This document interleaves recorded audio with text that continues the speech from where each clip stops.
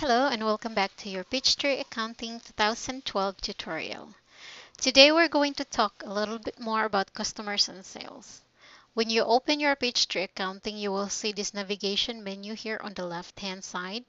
When you click in one of these navigation menu, it will take you to different windows on the right-hand side. So let's talk about customers and sales. So when you click here, you will see two different tabs. The first one is your customers and sales, and the second one is your customer management. In customers and sales, this will take you to this window. First one here is customers and sales task. Basically, these are the button that you can click to get to perform specific task or transaction that's related to your customers and your sales. For example, adding customer, adding quotes and proposals or editing and viewing them, sales orders, invoices, creating sales tax, or creating some minor reports. You can also access this information by clicking task and it will be right in here. Now, this other window here is for your customers. If you see here, these are the list of your current customers and you can browse it up and down to see the whole list. You can sort them based on their ID, customer name, their telephone numbers, or their balances. If you want to see the report in a formatted way, you can click View Detailed List and it will take you to a different window. This window here are the list of the customers that you have. If you see this word right here that says Hide Inactive Records, you can hide it or you can show it by clicking Hide It and then you say Yes or Show It. So what are the difference between inactive records and active records? So, and how can you make one record active or inactive? So most likely any records that is or customer that's inactive are customers that hasn't you haven't created invoices with them for the last few years. So if you want to make somebody active or inactive, for example, this one with zero balance, you want to double click on it and make them inactive or show them as a prospect since you haven't performed any transaction with them. And once you're done, you can just close them. And in this format also you can add additional information. So if you don't want to show this account number since this data is not really, there's nothing in there or bill to country, then what you're going to do is click on settings and remove these from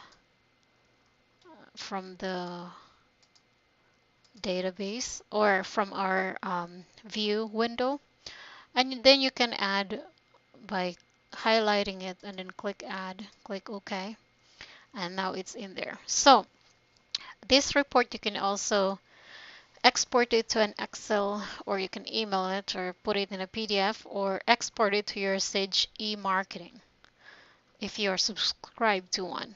So once you're done, you can close it. The other window here is the reports that you've recently viewed.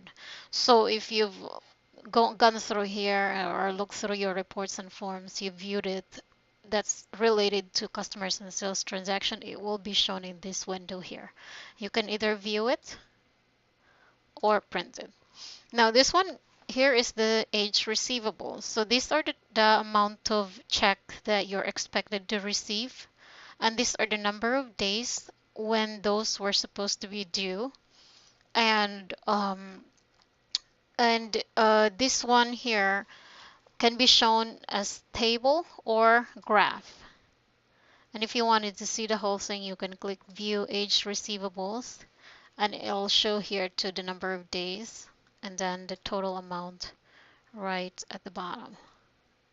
So you can also do email it, Excel or PDF. You can also make some changes or format it based on how many columns you want to show or the dates of your age receivables that you want to change. But we're going to discuss about this in the next couple of tutorials. I'll just close this for now. The next window here is Peachtree Solutions. So if you're subscribed to any of these solutions such as credit card processing, you can click in one of these and it will take you to a different window. So this is all about the customers and sales. The next one is customer management.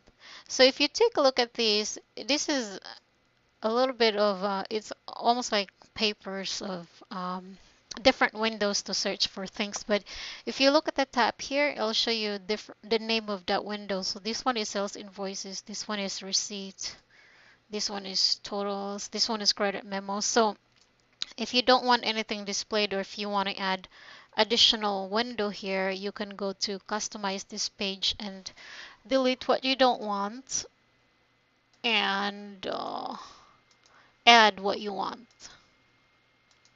and then it'll be shown in this window here. So what can you do with this window is you can create like statement for your sales invoices or statement of your receipts.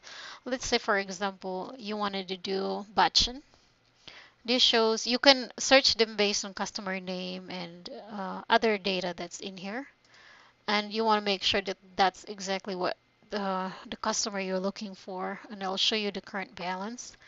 And if you wanted to print out the sales invoice here with total, you can do this by clicking print, or you can do in Excel, email, or PDF it. Let's just try this one and then save it.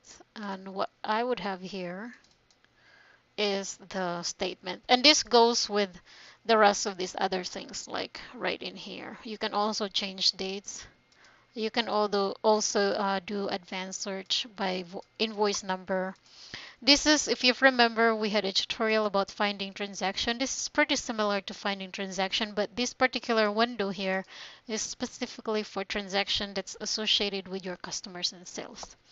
So if you have any questions or if you want to learn more about this particular window, please feel free to email me at ask@isonetworks.com. Thank you.